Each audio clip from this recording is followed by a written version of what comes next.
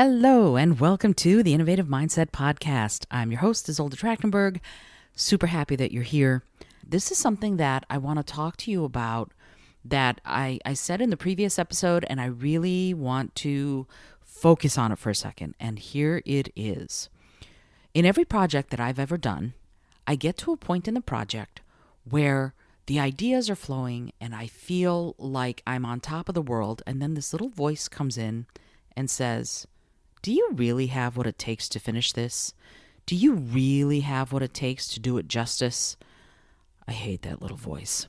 I really hate that little voice because it's insidious and it's designed to make you doubt yourself. And, tell me if you've heard this one. We all do it. We all get to a place where whatever it is you care about that you really want to do, you start doubting that you can do it. And for me, this doesn't happen so much when I'm making music anymore because I know the extent of my skills and talents as a musician. And unless I'm really trying to learn a complicated song, I don't have a problem with this at all. If the song is complicated, though, I kind of go, oh, what kind of techniques do I need to bring into this to be able to master it, to be able to do it the way I envision doing it? And I actually don't doubt myself. I go, okay, I'm going to have to apply this technique and that technique, and I'm going to have to figure out this and that. I'm going to have to practice this little passage for just this little one passage for 45 minutes until I get the notes the way I want them. Because there are times when no matter what you do, you cannot get the notes to come out the way you want them.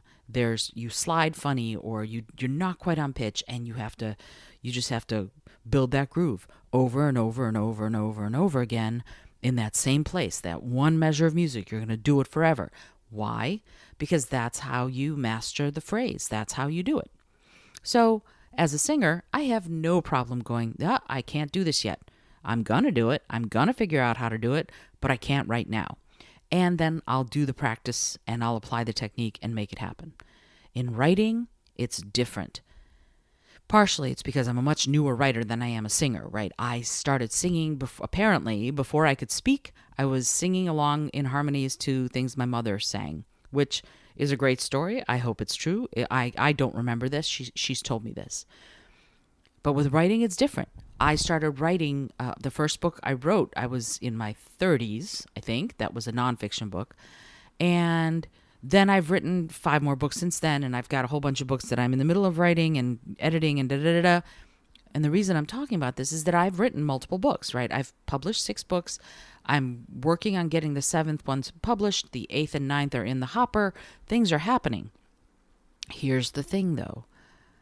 In every book, in every writing project like that, I get to a point where the idea is thrilling to me, right? The idea thrills me and excites me, and I'm fascinated by it. I'm charged up to do it. And that little voice comes in and goes, I'm not sure you're a good enough writer, The way it actually says is, I don't think you're writer enough to make this work. I don't think you could make this story be what you envision it being. And the same thing happens to me actually when I paint. I don't think you can make this painting. What you envision in your head isn't what you're going to be able to put down on the canvas. And that little voice I want to throttle that little voice because, again, it's just defeatist. There is nothing that is positive about that. And in fact, in the other night's Artist's Way episode, we were discussing this exact thing, this notion of self-doubt. Is there ever a good time for there to be self-doubt? And when we talked about it, we're like, yeah, if you're in danger, if there's some reason to fear for your life, absolutely, there's room to be self-doubtful about what you're trying to achieve. That's different than this self-doubt, which kind of makes you go, yeah, I just don't think you're going to be able to do it. And you have to deal with a couple of different things. First of all, it's a blow to your confidence to have that little voice say that. But also, it's not just a blow to your confidence. It makes you sort of go, oh, objectively, do I have the skills to make what I envision a reality? Now, on one level, maybe what you imagine is impossible to make reality. I can't fly by flapping my arms no matter how hard I try. I imagine it constantly. I would love to do it. It's one of my recurring dreams. I don't do it, right? Obviously. But that's okay to have self-doubt about. I'm never going to go to the edge of a cliff and go, I can fly, and try and fly. But this notion of, am I a good enough writer? Am I, quote, writer enough to be able to pull off this book that I'm writing? That's a tough one because it attacks at the very fiber of your identity. Are you a writer? Are you a singer? Are you an actor? Are you a dancer? Are you a sculptor or a painter or whatever?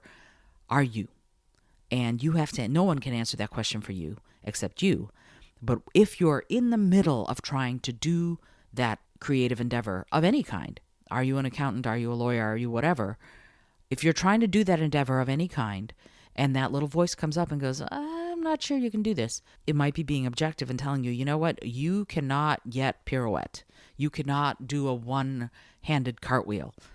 And I say that with experience because I used to be able to do a one-handed cartwheel with no problem. I could not do one right now. You pay me a lot of money. So on some level, there's a skill level involved. Can you do it? Yes or no. But here's what's interesting. When it's something that you are still in the process of making, of creating, no one's ever done it before, right? As I was writing my book, The Tarot Card Murders, everyone I talked to about it was like, wow, there's really nothing out there like this, which makes me happy and thrilled, and I love it, and I'm excited to publish the book. And I had to sort of go through that process of, oh, are you a good enough writer to write what you envision a bunch of times? And here's what's interesting about that. I went through that process and had to beat back that voice with an imaginary shovel because it was not serving me, because it was attacking my ability to envision the story the way I wanted to envision it. And I just kept beating it back. And one of the things that happens when I'm writing a book, and I don't know if it happens to you this way too, when I'm writing a book, I have a vision for what it's going to be like all the way through. And I'm almost trying to catch up and tell the story that I see. And as I'm writing it and that little voice comes in and goes, no, I'm not sure you can do this. I'm not sure you're ever going to be good enough to do this. That self-doubt little, I have to stop and settle down and get mindful and be present and go, okay, are you trying to tell me something that's real? Or is this just self-doubt? Because like with painting, the line I imagine putting down on a canvas is never the line I put down. And I hate painting for that reason because there's no takebacks. So that's why I do digital art, because yes, there are takebacks, and it makes me a lot more confident in my abilities to make art digitally, painting-wise, because I know that if I make a huge mistake that I can just undo and I'm good to go. So the same thing happens with writing. I can undo it. If I wrote it and it's not how I wanted to say it, I can undo it and go back and redo it. And there's a comfort level in that. And so what ended up happening with the Tarot Card Murders as I was writing it is I kept having to go to that. Is this an objective? Do you have the skills? Or is this the self-doubt? And that's the two-pronged possibilities, right? And so as I did this process of going through and talking myself down off that, oh, I can't do this writing precipice, if you will, I realized that the finished book is better than I had imagined. I went through this process. I sat down with it a number of times with that little voice and going, are you telling me objectively that I'm not good enough a writer? Or is this just self-doubt? And there were times when it was, you don't have the skills. Go do this research. Go figure this out. Go find a better way of saying this. And there were times when it was just a lack of confidence in my abilities. And so you have to again, you know me, I talk about self-evaluation and assessment all the time. You have to assess for yourself. You have to evaluate for yourself. Is this real? Is this an actual concern that I need to pay attention to? Or is this just an attack on my self-confidence? If it's a concern you need to pay attention to, then go pay attention to it. Figure out what you need to learn and go learn it. If it's an attack on your self-confidence, you're going to have to tell it to sit down and hush up because it's not useful. So figure out if what that self-doubt voice is telling you is useful, and then behave accordingly. And if you're at all like me, you're going to find that the project you're working on, the endeavor, whatever it is, comes out much better than you even envisioned because you took the time to evaluate, is this an actual valid concern I need to pay attention to? Or is this just an attack on my self-confidence? If it's the latter, tell it to sit down and hush up. If it's the former, yeah, you've got some work to do. Go do the work. That is a really good way of looking at this. Don't look at it as a way to demean yourself. Look at it to see what kind of information it's trying to give you. Big difference and big distinction. Everything is trying to give you information. And maybe that's going to be yet another podcast episode. Alrighty, I hope you've enjoyed today's episode of the Innovative Mindset Podcast. This is Isolde Trachtenberg. I'm your host. This episode is brought to you by Brain FM, my app that I use. It's not my app, it's the app that I use for staying present, for boosting my ability to create, boosting my ability to meditate, boosting my ability to study and learn and do accounting, which is not my strong suit, but it does it anyway. It helps me stay focused and do what I need to do. If you want to try it, you can get you can try it for free, but there's also a 20% coupon if you go to Brain FM or brain.fm/Innovative Mindset. And Innovative Mindset, all one word, is the coupon, and you get 20% off. And because I'm an affiliate, I get a little bit of money back if you decide to buy it through my coupon.